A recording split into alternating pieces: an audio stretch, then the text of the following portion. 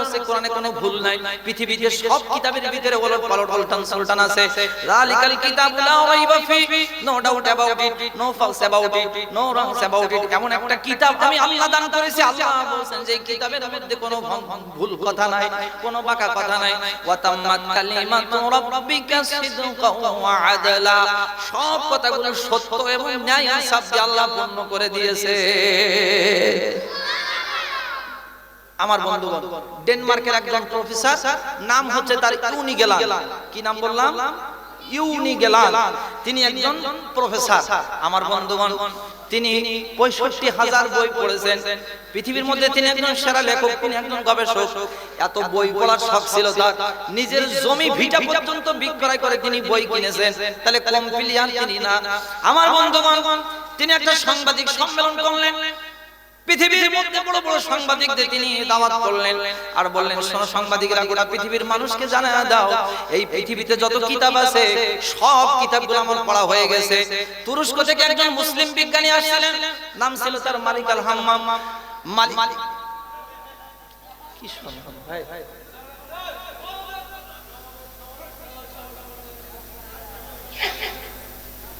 ভাই আমার দিকে তাকান ভাই আল্লাহু আকবার আল্লাহু আকবার তাকবীর দেন তো লিল্লাহি তাকবীর মাঝে মাঝে শয়তান সুরসুরি দেয় ভাই তা কি করবেন আমার বন্ধুগণ আমার ভাইরা একটু লক্ষ্য করুন আমার ভাইরা কথা আবার ভুল শুনবেন না হুজুর যেটা বলছে সেটা কিন্তু আপনি খুব চিন্তা ভাবনা করে আপনি একটু গবেষণা করে দেখবেন আসলে সঠিক আছে কিনা আমার বন্ধুগণ আমার ভাইরা ডেনমার্কের বিজ্ঞানী ইউনি গেলান তিনি বললেন আমি ৬৫,০০০ বই পড়েছি মুসলিম বিজ্ঞানী তিনি বললেন মালিক আল হাম্মাম বললেন স্যার আপনি যে বইগুলো পড়েছেন সেই বইয়ের একটা লিস্ট দেন তিনি একটা লিস্ট করে দিলেন ৬৫,০০০ বই আছে ওই বইয়ের ভিতরে দেখা গেল মহাগ্রন্থ আল কোরআনুল কারীমের নাম নাই পৃথিবীর সব কিতাব আছে কিন্তু কোরআন ছাড়া মালিক আল হাম্মাম জিজ্ঞাসা করলেন স্যার আপনি কেন কোরআন পড়লেন না ইউনি গেলান বলে শোনো আমি যখন ছোটবেলায় মায়ের স্তনে দুধ পান করেছি আমরা যখন দোলনায় শুয়ে আছি ওই সময় আমাদের মা দুধ পান করায় আছে আর শিখাইছে কি আশ্চর্য বাবা রে বেয়াদব কথা বলে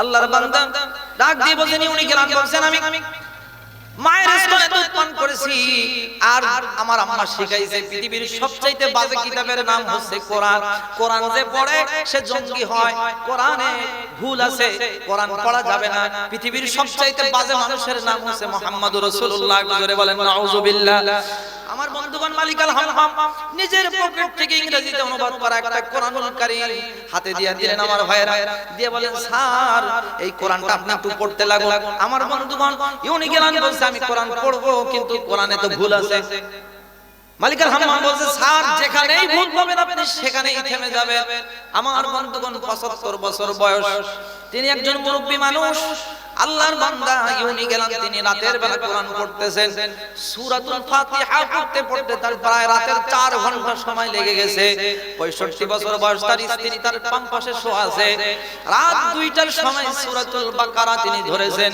আলিফ লাম মিম যালিকাল কিতাবু লা রাইবা ফিহি আল্লাহু আকবার বলেন এই দৃশ্য কোরআনুল কারীমের আয়াতটা দেখে তিনি চমকে গেলেন আশ্চর্য ব্যাপার আল্লাহ পাক রব্বুল আলামিন সালে ছুড়ে দিলেন আলিফ লাম মিম হরফে মুকাত্তাআ এলো পাতাড়ি শব্দ যেই শব্দের সঠিকত্ব পৃথিবীর কোন লেখক পৃথিবীর কোন গবেষক আবিষ্কার করতে পারবে আলিফ লাম মিম ইয়াসিন তাহা নুন কোরআনুল কারীমের ২৮ থেকে ২৯ জায়গায় এই হরফে মুকাত্তাআত আছে না নেই বলুন আছে না নেই এখন এটা কিসের জন্য দেওয়া হলো আমার বন্ধুগণ মুফাসসিরিন কেরাম বলেন যেই জাতি যেইভাবে আল্লাহর সাথে বাটপারি করেছে আল্লাহ ঠিক সেই জাতিকে একই কায়দায় সাইজ করেছে কথা বলেন ঠিক না বেঠিক আল্লাহর নবী মুসা আলাইহিস সালাম জাদুবিদ্যা জানতেন আমার বন্ধুগণ ফেরাউন জাদুবিদ্যা শিক্ষা দিয়েছিল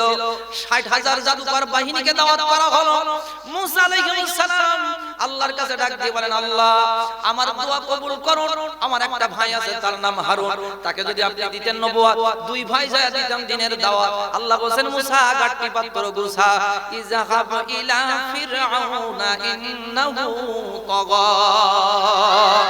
আল্লাহ বলেন মুসা তোমাকে তো নবুয়ত দিয়েছি, তোমার ভাই হারুনকেও আমি আল্লাহ নবুয়ত দান করে দিলাম। সুবহানাল্লাহ।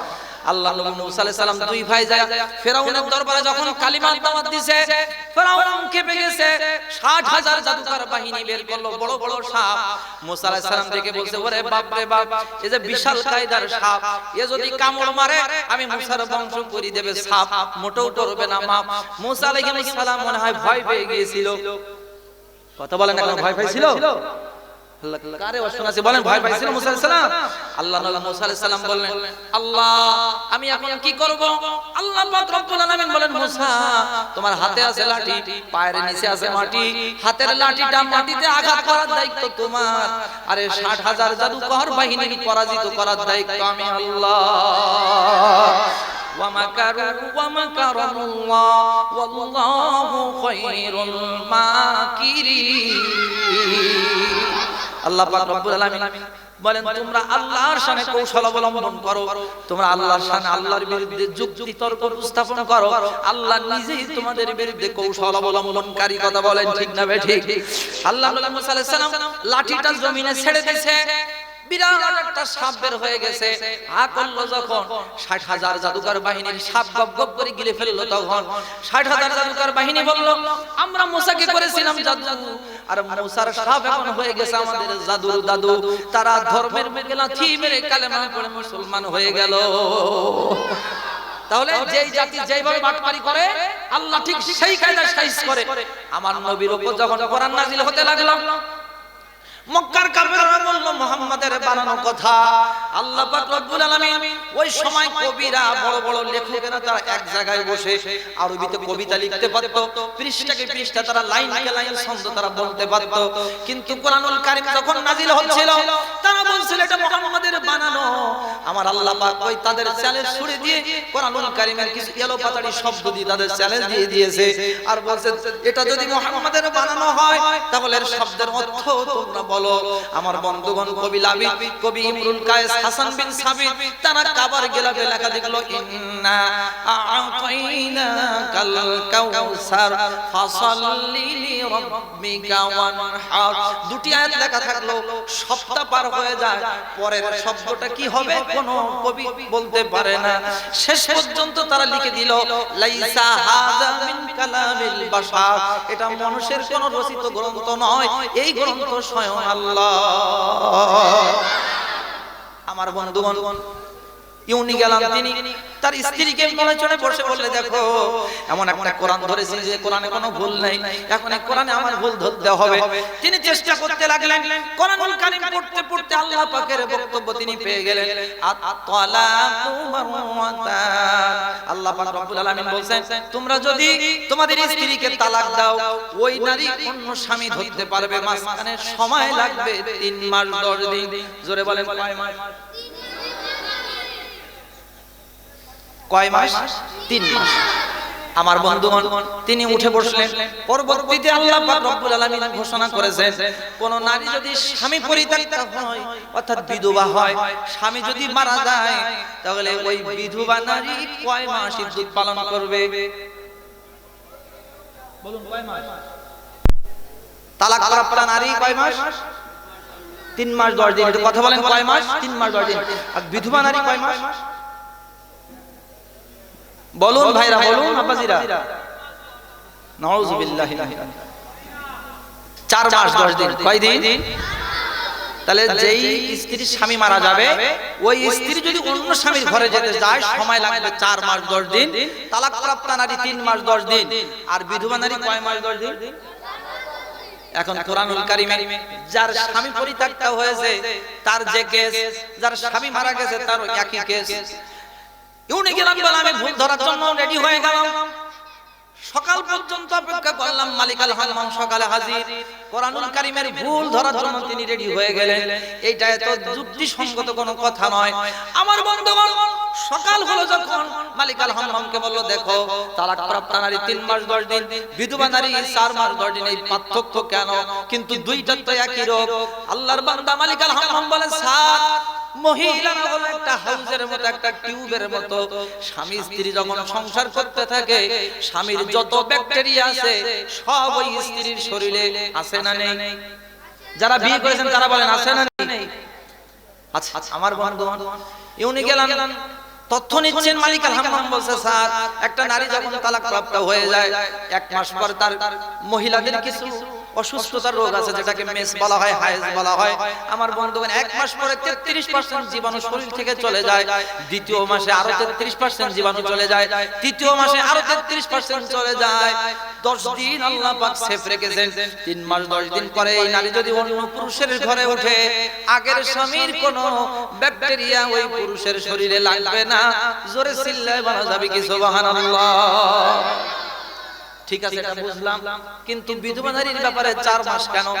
ও বন্ধু, স্বামী স্ত্রী যখন তালাক হয়, কোন ব্যক্তি কি আদর পেলে তালাক দেয় না ভালোবেসে দেয়? রাগ করে দেয় না? সংসারে গন্ডগোল ঝামেলা বাঁধলে তারপর তালাক দেয়। এই তালাক প্রাপ্ত নারী তার স্বামীর প্রতি অগাধ ঘৃণা জন্ম হয়। স্বামীর ঘৃণার কারণে শরীর থেকে ব্যাকটেরিয়া দ্রুত বের হয়ে যায়।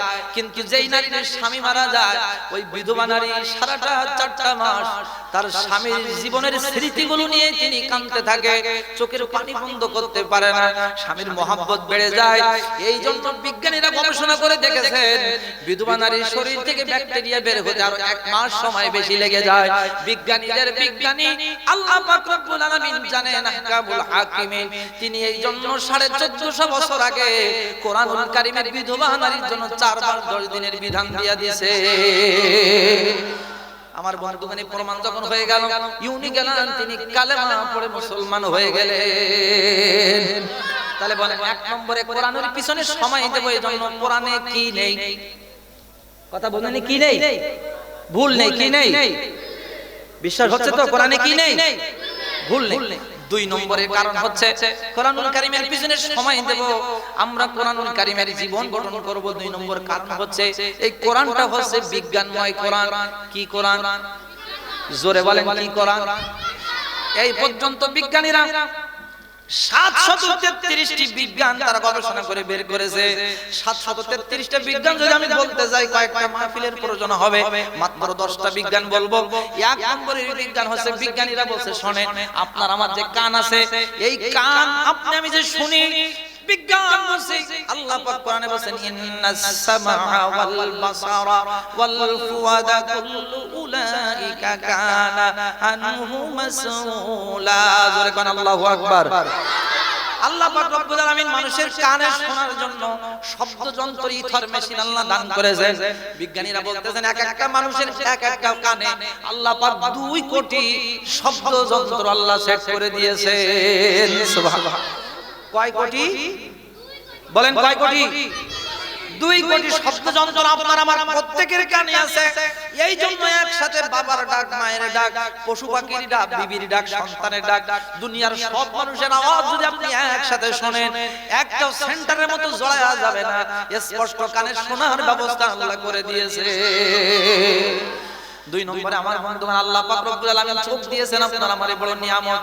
আল্লাহ পাক রব্বুল আলামিন যে চোখ দিয়েছেন, চোখের ভিতরে আল্লাহ পাক 2 কোটি লেন্স আল্লাহ পাক বিনা টাকায়, বিনা চাওয়ায় আল্লাহ দান করে দিয়েছে। কয় কোটি? জোরে কোন, কয় কোটি? রাতের বেলা আপনি লাইট জ্বালাবেন, সকাল বেলা চার্জ দেওয়ার দরকার আছে না নেই? চার্জ না দিলে পরের দিন আপনি জ্বালাতে পারবেন?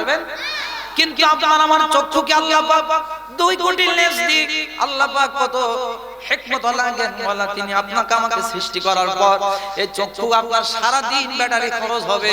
আল্লাহ পাক রব্বুল আলামিন বলেন, ওয়াজআলনা নাওমাকুম সুবাতা, আমি ঘুমকে তোমাদের জন্য আবরণ করেছি।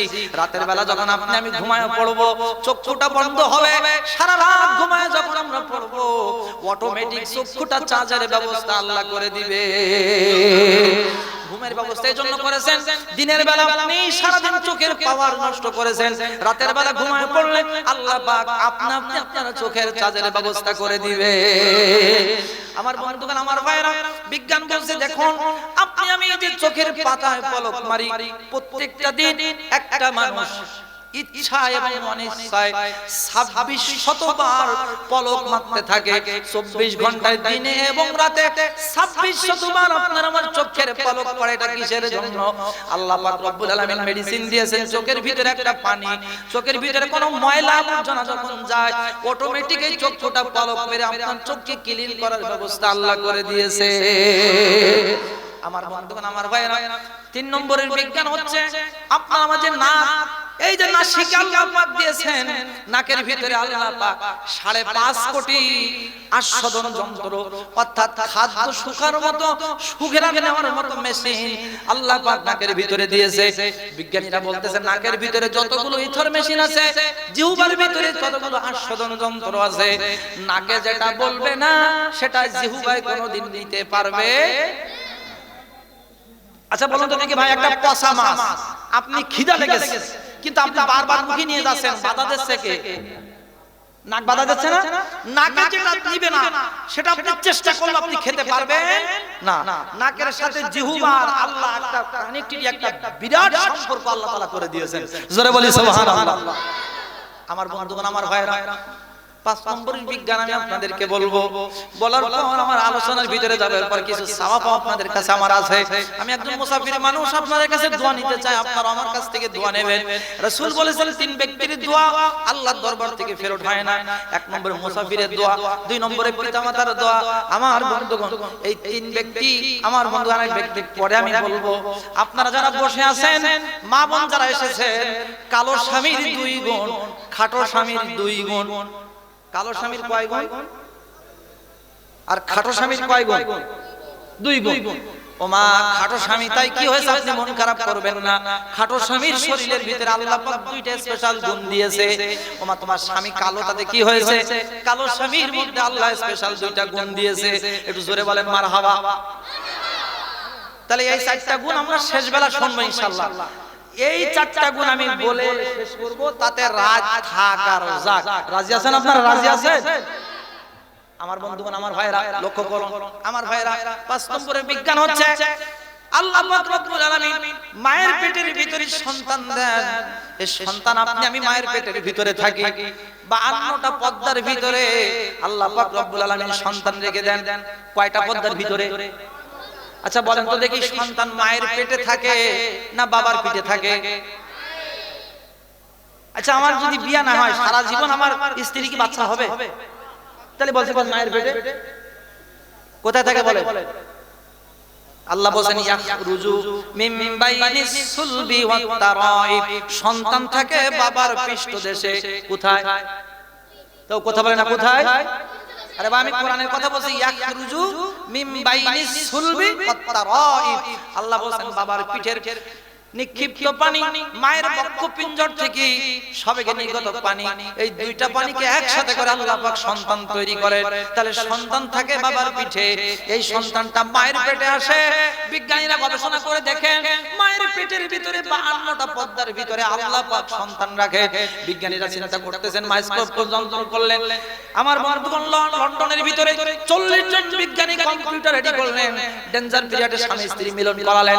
এরপর তাদের পর্যবেক্ষণে রেখে দিলেন। 40 দিন পরে দেখা গেল একটা রক্তের দোলা হয়ে গেল, আরো 40 দিন পর একটা গোশতের দোলা হয়ে গেল, তৃতীয় 40 দিন পর তারা লক্ষ্য করে দেখে এই গোশতের ভিতরে ছোট ছোট হাড্ডিও ঢুকে গেল।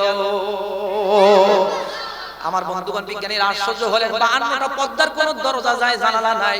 আমার আল্লাহ পাক রব্বুল আলামিন এই 52টা পর্দার ভিতরে আল্লাহ পাক রব্বুল আলামিন বিনা পর্দায় বিনা দরজায় আল্লাহ পাক ছোট ছোট কচি হাড় আল্লাহ ঢুকায়া দিলে। আল্লাহ বলেন, হুয়াল্লাযী ইউসাউবিরুকুম ফিল আরহামি কাইফা ইয়াশা লা ইলাহা ইল্লা হুয়াল আজিজুল হাকীম। বলেন তো দেখি, মায়ের পেটে সন্তান তৈরি করেন কে? ও আব্বাসীরা একটু জোরে বলেন কে? ওখানে কোন ডাক্তারের হাত চলে? কোন ঔষধ পানি ডাক্তারে কোন কাজ করতে পারে কি পারে? আল্লাহ বলেন ফি যুলুমাতিন সালাস, তোমাকে তিনটা অন্ধকারের ভিতরে 52টা পর্দার ভিতরে তোমাকে রাখা হয়। আশ্চর্যের বিষয় হলো ভাই, একটা সন্তান মায়ের পেটে ছোট থেকে 9 মাস পর্যন্ত থাকতে গেলে জায়গা লাগে 17 থেকে 18 ইঞ্চি, কিন্তু একটা মায়ের পেটে মাত্র জায়গা থাকে 7 থেকে 8 ইঞ্চি। বিজ্ঞানীরা বলতেছেন এই 7-8 ইঞ্চি জায়গার ভিতরে সন্তান কেমন করে থাকবে?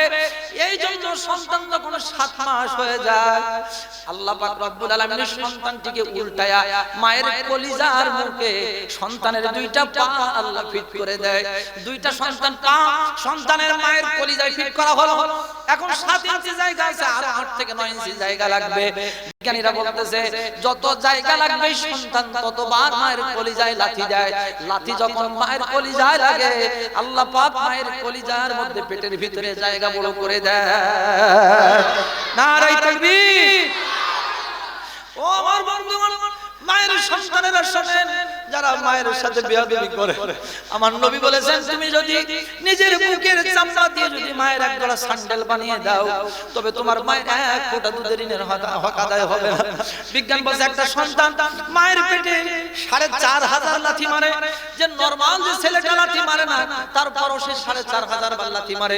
এই 4500 বারে 3 বারের লাথিটা বড় ভয়ঙ্কর আমি মেরেছি।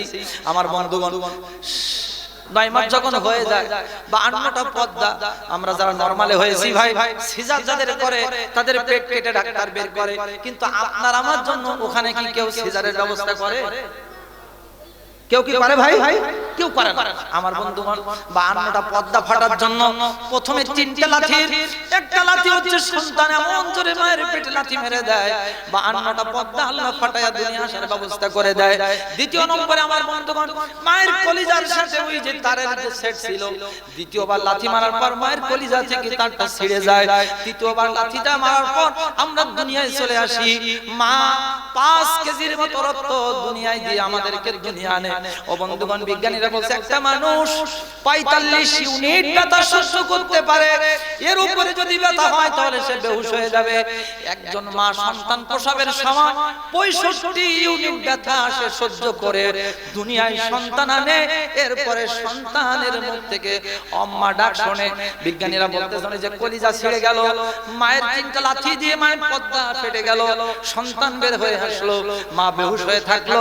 ওই সন্তানটা দুনিয়া আসার পর উম্মা শব্দটা তার জবান দিয়ে যখন বের হয়ে যায়, বিজ্ঞানীরা বলছেন আমরা গবেষণা করে কম্পিউটার দিয়ে থর যন্ত্র দিয়ে ঢুকে রেখেছি, ওই আওয়াজটা মায়ের কান দিয়ে ঢুকে মায়ের কলিজায় 52টা পর্দার জোড়া লাগার ব্যবস্থা আল্লাহ করে দেয়।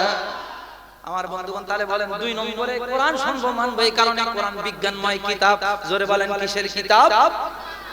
আমার বন্ধুগণ, 3 নম্বরে আর সামনে যাব না, 3 নম্বরে কোরআন শুনবে এই জন্য কোরআন আমাদের সংবিধান, কোরআন আমাদের।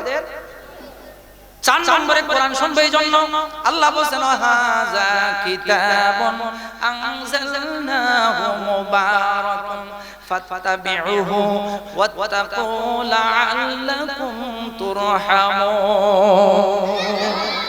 আল্লাহ পাক রব্বুল আলামিন বলেন 4 নম্বরে এই জন্য কোরআন শুনবা, দান সদকা করবা, কোরআনের জীবন গড়বা। কোরআন হচ্ছে বরকতময় কিতাব। জোরে বলেন কিসের কিতাব?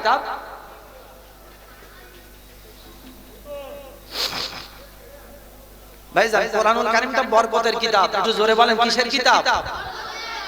বরকতের কিতাব। কেমন বরকতের কিতাব? আমার বন্ধুগণ, আমার ভাইরা, আল্লাহ পাক রব্বুল আলামিন কোরআনুল কারীমটা কেমন বরকতময় করে দিয়েছেন। আমার বন্ধুগণ, আল্লাহ পাক রব্বুল আলামিন কোরআনুল কারীমটা কেমন বরকতময় করেছেন। কোন যুবক যদি কোরআনুল কারীমটা নিয়মিত তেলাওয়াত করে, আল্লাহ পাক রব্বুল আলামিন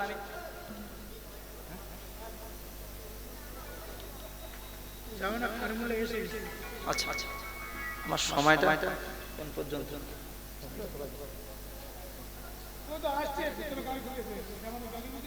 বারোটা পর্যন্ত সময় না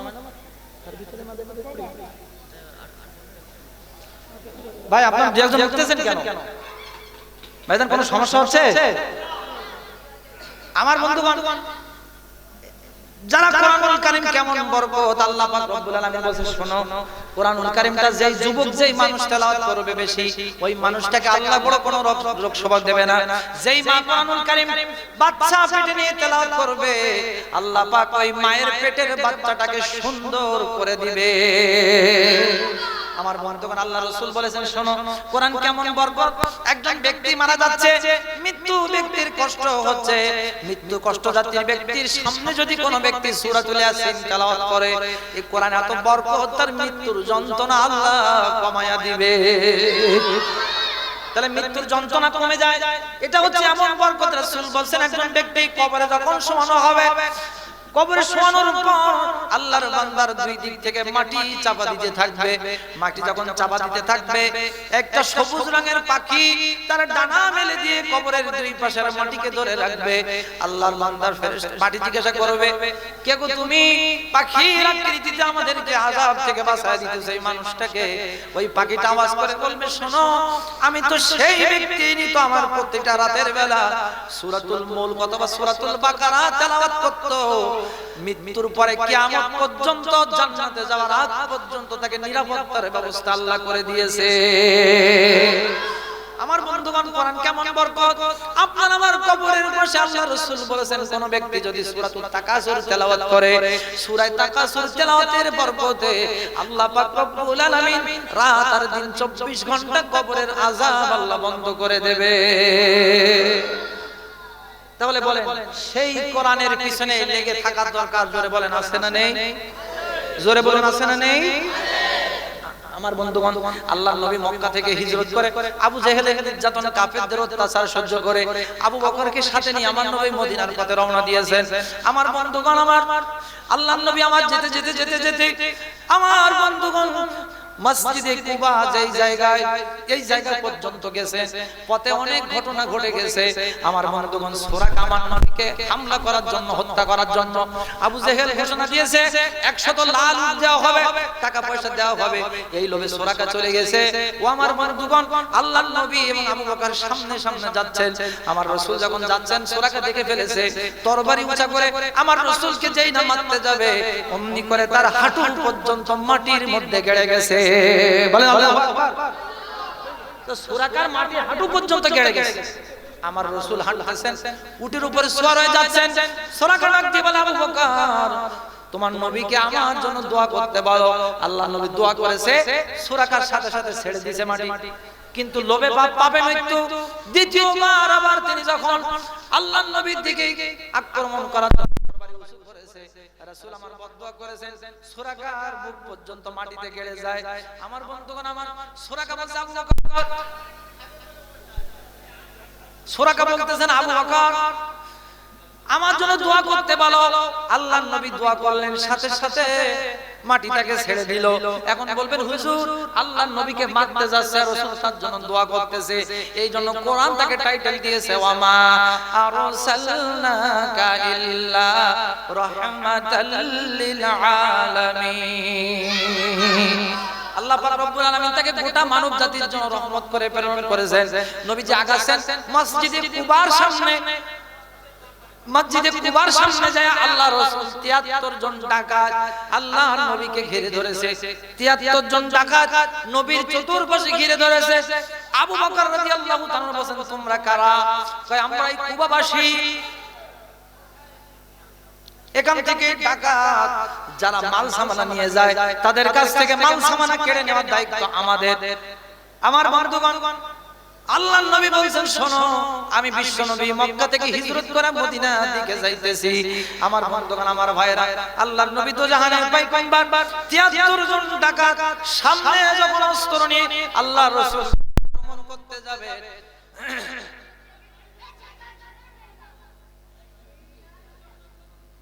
আমি করছি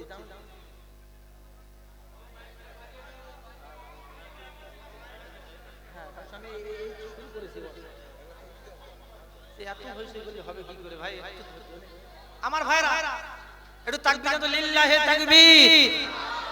ভাই, আপনারা কি কষ্ট পাচ্ছেন? আচ্ছা, প্রধান বক্তা এসেছেন, তিনি তো আলোচনা করবেন, আমাকে একটু সহযোগিতা করবেন না ভাই? প্রধান বক্তার আগমন, সবাই বলেন শুভেচ্ছা স্বাগত প্রধান বক্তার আগমন, নারায়ে তাকবীর। আমার বন্ধু তিনি আসছেন, তাকে সসম্মানে বসার ব্যবস্থা করে দেওয়া হোক। আমার বন্ধুগণ, আল্লাহর নবী দোজাহানের পয়গম্বর 73 জন ডাকাতকে নিয়ে একসাথে হয়ে আমার বন্ধুগণ তাদের জন্য দোয়া করলেন, সাথে সাথে তাদের হাঁটু মাটি থেকে ছেড়ে দিল। এই 73 জন যুবক একসাথে তাকে বলে, হুজুর আপনি কোথায় যাবেন? কয় আমি মদিনাতে যেতেছি। কয় মদিনার মানুষ মুসলমান হবে, মদিনার মানুষ একটু দূরে সরে পড়ি, আল্লাহুম্মা সাল্লি আলা সাইয়্যিদিনা মাওলানা মুহাম্মদ ওয়া আলা আলি সাইয়্যিদিনা হাবিবানা।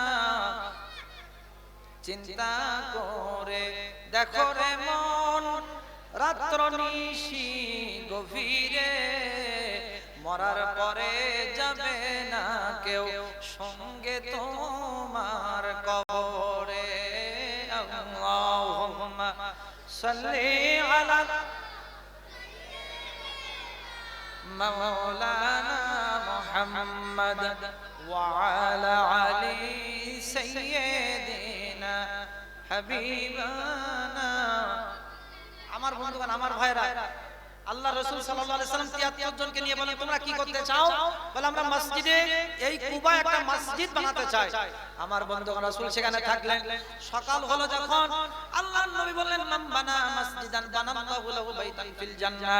আল্লাহ রাসূল বলেন যারা মসজিদ দুনিয়ায় বানাবে আল্লাহ তাআলা তাদের জন্য জান্নাতে ঘর বানায়া দেবে। রাসূল বলেন সাদাকাতু তারাদ্দুল বালা ওয়া তুজিদু ফিল উমুরি। আল্লাহর নবী বলেন যারা সাদকা করে সাদাকাতু তারাদ্দুল বালা, সাদকা করার বিনিময় আল্লাহ তাদের বিপদ আপদ বালা মুসিবত দূর করে দেয়। তাহলে সাদকা করার বিনিময়ে বালা মুসিবত দূর হয়, ওয়া তুজিদু তাকে বাড়ায় দেওয়া হয়, ফি উমরি আল্লাহ পাক রব্বুল আলামিন তাকে নেক হায়াত দান করে দেয়। তাহলে যে ব্যক্তি আল্লাহর ঘর মসজিদ বানাবে, মাদ্রাসা বানাবে, আল্লাহ তাআলা জান্নাতে তার জন্য ঘর বানাবে। রাসূল বলেন যে দান সদকা করবে তার হায়াত বাড়ানো হবে, দুনিয়ার বিপদ আপদ বালা মুসিবত দূর হয়ে যাবে। আমি আপনাদের কাছে মুসাফির অবস্থায় দোয়া নেওয়ার জন্য আমি আপনাদের কাছে বলছি, আল্লাহর কোন বান্দা আছে 20,000 টাকা আপনি এই মাদ্রাসা এবং মসজিদের উন্নয়ন কল্পে আপনি নাম লেখাতে পারেন। 20,000 টাকা আল্লাহর বান্দা কে আছেন? জ্ঞানী যারা বুঝে তারা শুধু ইশারায় বিয়া করলে বুঝাইতে কে পারে কোথায়। ঘি খাও পোলাও খাও হজম হয়ে যাবে, আল্লাহর রাস্তায় দান করিলে পাহাড় হয়ে রবে। এই জন্য আমার ভাইরা আমি চাচ্ছি আল্লাহর কোন বান্দা আছেন 20,000 টাকা আমি আপনাদের কাছে একটু বলতে চাচ্ছি, আল্লাহর কোন বান্দা আছেন বলুন যে হুজুর মুসাফির অবস্থায় আছেন, আমি দোয়া চাই, তার জন্য দোয়া করব। আল্লাহ তাআলা রাসূল বলেন তার জন্য জান্নাতে ঘর বানানো হবে, বিপদ আপদ বালা মুসিবত দূর করা হবে। আছেন কোন আল্লাহর বান্দা? আল্লাহ তুমি ব্যবস্থা করে দাও। 20,000 টাকার কোন বান্দা কি আছেন? হুজুর আমি একটি বছর ধরে এই মাদ্রাসায় দান করব, 20,000 টাকা আল্লাহর কোন বান্দা আছেন একটু বলেন। এই দুনিয়া পড়ে রবে, সবকিছু থাকবে, আপনার আমার পিতামাতা চলে গেছে, তাদের রেখে দেওয়া তো সম্পদ থেকে আপনি মাদ্রাসা মসজিদে কিছু দান আপনাকে করতে হবে। বলুন আল্লাহর বান্দারা 20,000 টাকার কোন বান্দা কি আছেন? কোন বান্দি কি আছেন? আল্লাহর বান্দি, আল্লাহ তাআলা আপনার জন্য কল্যাণ করবেন, বিপদ আপদ বালা মুসিবত দূর করে দিবেন, জীবনের গুনাহ আল্লাহ maaf করে দিবেন। আসুন আল্লাহর বান্দারা কোন বান্দা আছেন 10,000 টাকা আমি আপনাদের কাছে চাচ্ছি। 10,000 টাকা এলাকায় নাই না? 10,000 টাকা কি হবে না? একটু করা যায় না ভাই? একটু রাসূলের মাদ্রাসা, যে ব্যক্তি মসজিদ এবং মাদ্রাসা বানায় আল্লাহ রাসূল সাল্লাল্লাহু আলাইহি ওয়াসাল্লাম বলেন আল্লাহ তাআলা তার জন্য জান্নাতে ঘর বানায় দিবেন। আমার বন্ধুগণ এই মাদ্রাসা কিয়ামত দিন আপনার আমার জন্য সুপারিশ করে জান্নাতে নিয়ে যাবে। আসুন আমার ভাইরা 10,000 টাকা আছেন কোন ভাই একটু বলুন যে হুজুর আমি 10,000 টাকা দান করব, বলুন তার জন্য দোয়া করা হবে। আছেন কোন ভাই? আছেন সরাই আছেন কোন ভাই? বলুন যে হুজুর আমি 10,000 টাকা এক বছর ধরে এই মাদ্রাসায় আমি দান করব, বলুন। জ্ঞানী যারা বুঝে তারা শুধাই ছাড়াই গিয়া করলে বুঝাইতে কে পারে কোথায়। আচ্ছা 10,000 টাকা কমে 5,000 টাকা আছে বলুন দেখি ভাই, একটা বছরে 5,000 টাকা কোনো ব্যাপার নয়, একটা ফোরার টাকাও নয় ভাই। বলুন দেখি ভাই হুজুর 5,000 টাকা আমি দান করব এই মাদ্রাসায়, বলুন ভাই। দানকারীর দিলকে আল্লাহ নরম করে দাও আল্লাহ, দান করার তৌফিক তুমি দান করে দাও। ঘি খাও পালাও খাও হজম হয়ে যাবে, আল্লাহ রাস্তায় দান করিলে পাহাড় হয়ে রবে। দোয়া কদম বদর গাহে ইলাহি হায়াতু দৌলাতু ইলমু দারাজি।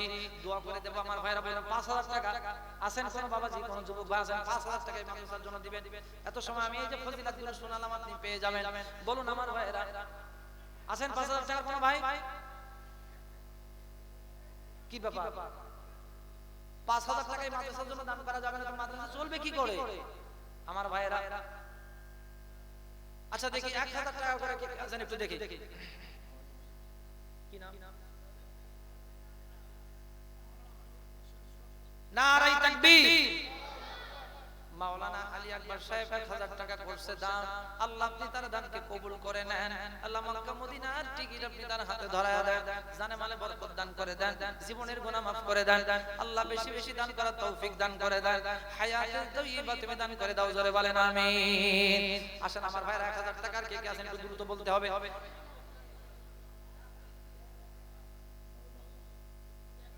নগদ 1000 টাকা দান করেছেন মাওলানা সাহেব। বলুন 1000 টাকা কে কে আছেন বলুন একটু হাত তুলুন ভাই, আপনারা দিতে পারবেন।